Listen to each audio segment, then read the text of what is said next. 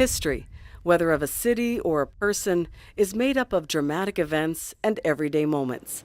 In a new anthology called Anchorage Remembers, we get to see those fantastic events and slices of daily life. The anthology contains 40 different stories from Anchorage's tent city days through the present. No, this was a foregone conclusion. Lee Jordan's tale tells of his role in Alaska's statehood story.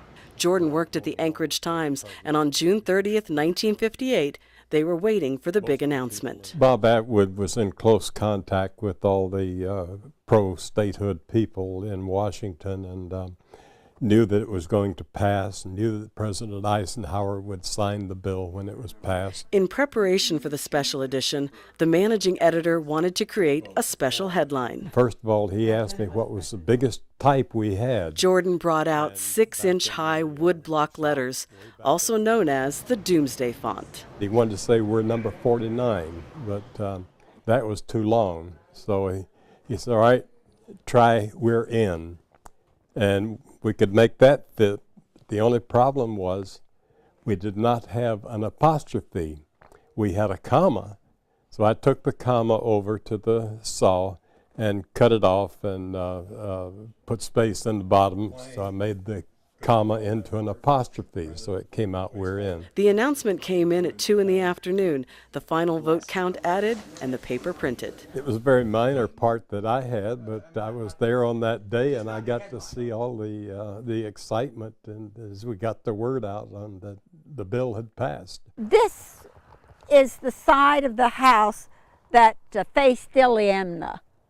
In Turnagain by the sea. In Alaska, few events can compete with the Good Friday earthquake. I was scared to death, and it felt as if some huge monster had picked up my house and was shaking it back and forth like someone would shake a gift to guess its contents. Betty Arnett and her family lived in Turnagain by the sea. On March 27, 1964, the ground began to shake. It felt as if the walls were coming down, and I kept looking up, but they weren't. But what was happening is my basement walls were falling in. Arnett and her children got out of the house safely, only to discover their backyard had dropped 40 feet. But her story doesn't end there. Her husband, Russ, had been downtown at the athletic club taking a steam bath when the quake hit. And when the shaking stopped, he ended up walking down 4th Avenue in nothing more than a towel. Friends loaned him galoshes and an overcoat and took him to check on his family. The friend went on ahead. And he said, Russ doesn't have any clothes on.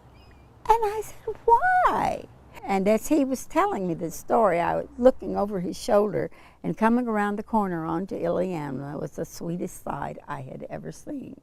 For there was Russ in this overcoat down to his ankles and a pair of galoshes. And I knew then that my family was all intact, and you know, the earth was falling in all around us, but we were still together. And if you ever get the chance, ask Betty about the lipstick story. Oh, that! It's those personal stories, big and small, that make up the history of Alaska. Tracy Sinclaire, Channel 2 News.